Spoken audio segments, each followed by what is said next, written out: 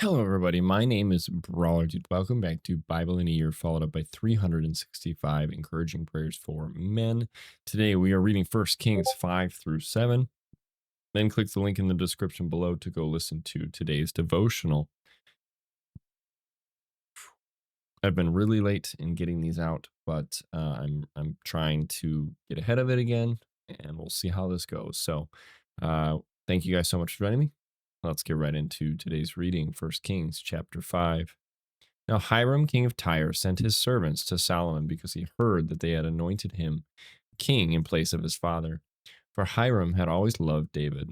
Then Solomon sent to Hiram, saying, You know how my father David could not build a house for the name of the Lord his God because of the wars which were fought against him on every side, until the Lord put his foes under the soles of his feet. But now the Lord my God has given me rest on every side. There is neither adversary nor evil occurrence. And behold, I propose to build a house for the name of the Lord my God, as the Lord spoke to my father David, saying, Your son, whom I will set on your throne in your place, he shall build the house for my name. Now therefore command that they cut down cedars for me from Lebanon, and my servants will be with your servants, and I will pay you wages for your servants according to whatever you say. For you know, there is none among us who has skill to cut timber like the Sidonians. So it was when Hiram heard the words of Solomon that he rejoiced greatly and said, Blessed be the Lord this day, for he has given David a wise son over this great people. Then Hiram sent to Solomon, saying, I have considered the message which you sent me, and I will do all you desire concerning the cedar and cypress logs. My servants shall bring them down from Lebanon to the sea. I will float them in rafts by the sea to the place you indicate to me, and will have them broken apart there. Then you can take them away, and you shall fulfill my desire by giving food for my household. Then Hiram gave Solomon cedar and cypress logs according to all his desire. And Solomon gave Hiram 20,000 cores of wheat as food for his household and 20 cores of pressed oil. Thus Solomon gave to Hiram year by year. So the Lord gave Solomon wisdom as he had promised him, and there was peace between Hiram and Solomon, and the two of them made a treaty together. Then King Solomon raised up a labor force out of all Israel, and the labor force was 30,000 men, and he sent them to Lebanon, 10,000 a month in shifts. There were 1 month in Lebanon and 2 months at home. Adoniram was in charge of the labor force. Solomon had 70,000 who carried burdens and 80,000 who quarried stone in the mountains, besides 3,300 from the chiefs of Solomon's deputies, who supervised the people who labored in the work. And the king commanded them to quarry large stones, costly stones, and hewn stones to lay the foundation of the temple. So Solomon's builders, Hiram's builders, and Gebalites quarried them, and they prepared timber and stones to build the temple. First Kings chapter 6. And it came to pass in the 480th year after the children of Israel had come out of the land of Egypt, in the 4th year of Solomon's reign over Israel, in the month of Ziv, which is the 2nd month, that he began to build the house of the Lord. Now the house which King Solomon built for the Lord, its length was 60 cubits, its width 20, and its height 30 cubits. The vestibule in front of the sanctuary of the house was 20 cubits long across the width of the house, and the width of the vestibule extended 10 cubits from the front of the house. And he made for the house windows with beveled frames. Against the wall of the temple he built chambers all around, against the walls of the temple all around the sanctuary and the inner sanctuary. Thus he made side chambers all around it. The lowest chamber was 5 cubits wide, the middle was 6 cubits wide, and the third was 7 cubits wide, for he made narrow ledges around the outside of the temple, so that support beams would not be fastened into walls of the temple.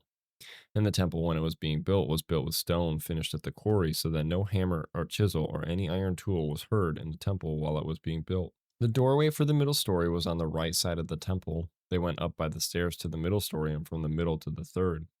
So he built the temple and finished it, and he paneled the temple with beams and boards of cedar, and he built side chambers against the entire temple, each 5 cubits high. They were attached to the temple with cedar beams.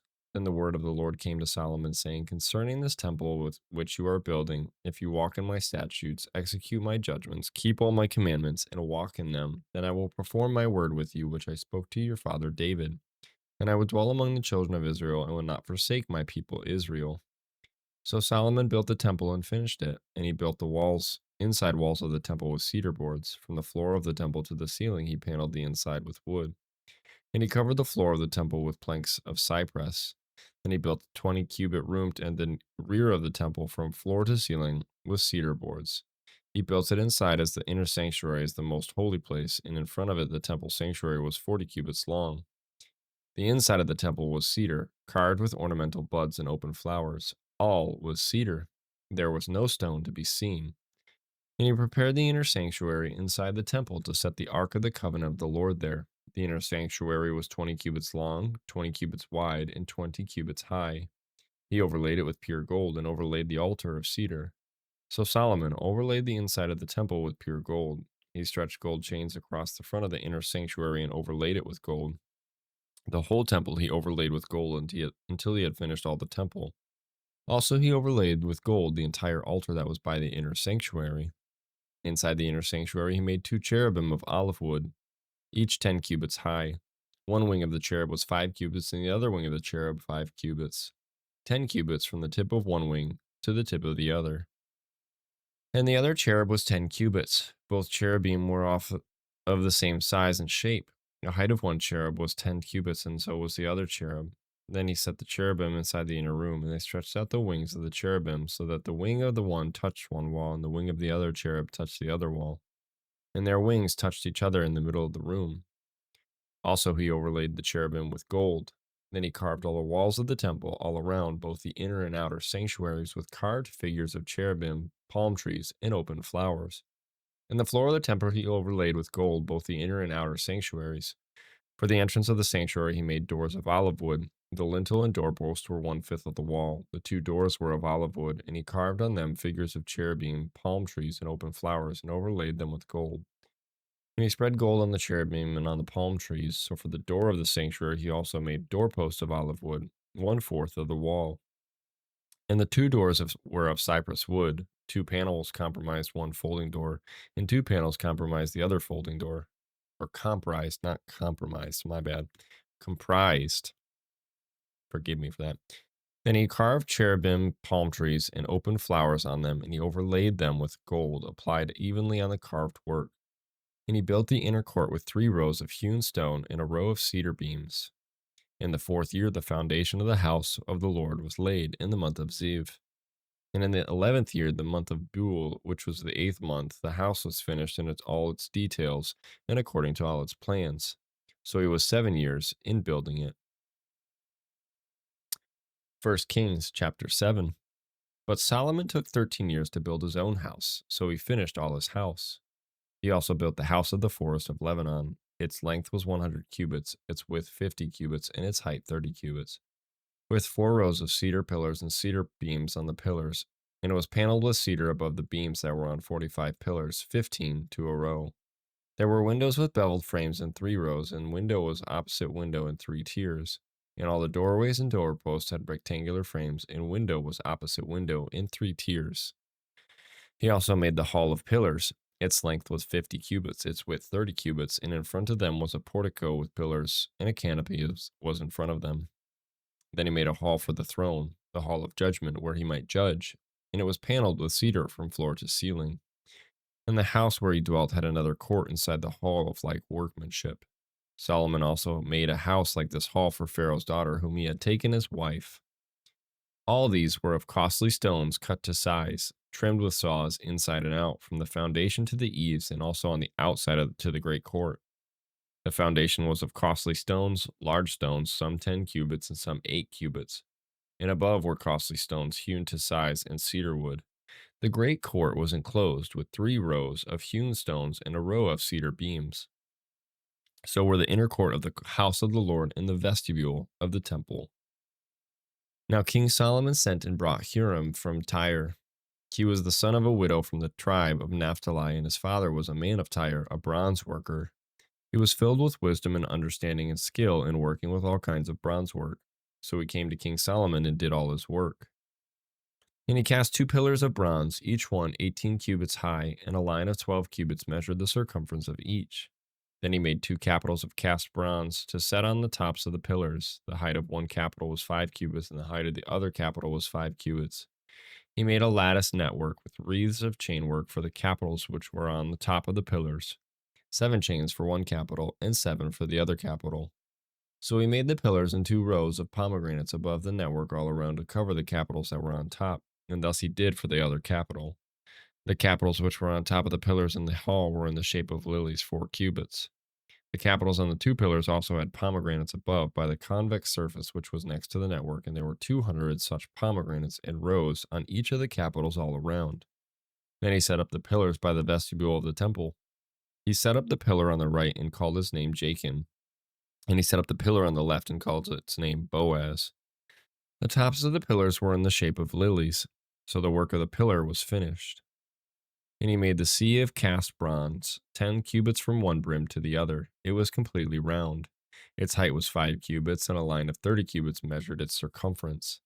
Below its brim were ornamental buds encircling it all around, 10 to a cubit, all the way around the sea. The ornamental buds were cast in 2 rows when it was cast.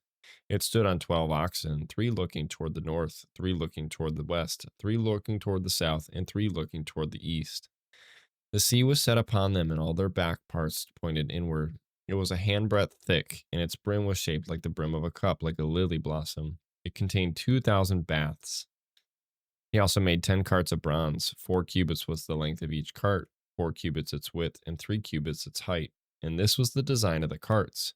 They had panels, and the panels were between frames. On the panels that were between the frames were lions, oxen, and cherubim. And on the frames was a pedestal on top. But below the lions and oxen were wreaths of plated work. Every cart had 4 bronze wheels and axles of bronze, and its 4 feet had supports. Under the laver were supports of cast bronze beside each wreath. Its opening inside the crown at the top was 1 cubit in diameter, and the opening was round, shaped like a pedestal, 1.5 cubits in outside diameter. And also on the opening were engravings, but the panels were square, not round. Under the panels were the 4 wheels, and the axles of the wheels were joined to the cart. The height of a wheel was 1.5 cubits. The workmanship of the wheels was like the workmanship of a chariot wheel.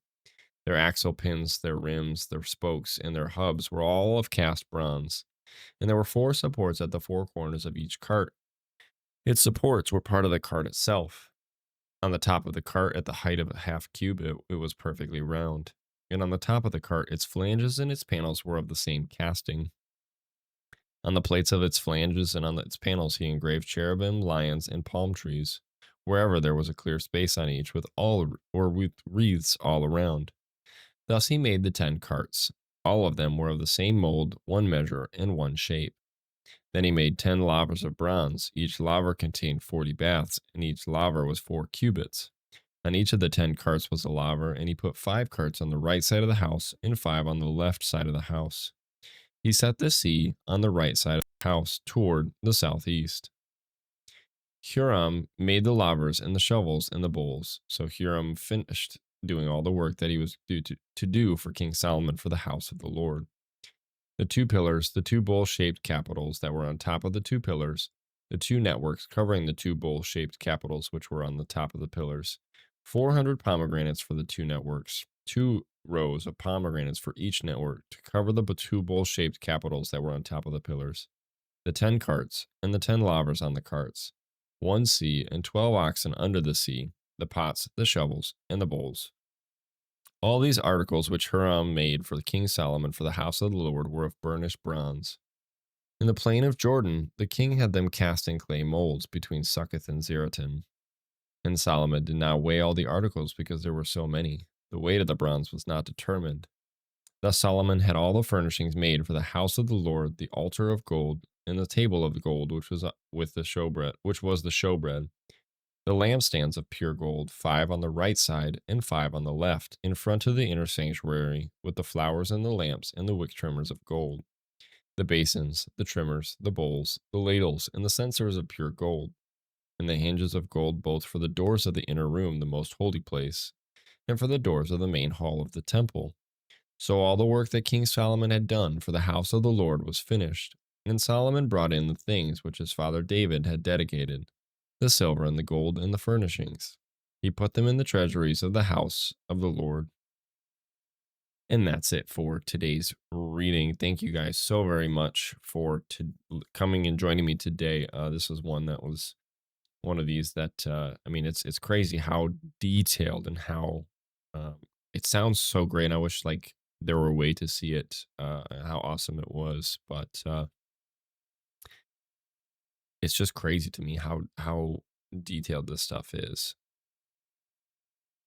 Every little thing was put such a certain way in such a specific way. So, and it was all for the Lord, which is awesome. So, thank you guys so much for joining me. I hope you guys did enjoy today's reading. I love you guys so very much. Come back tomorrow and we continue. Remember that Jesus loves you, and I will see you in the next one. Bye, guys.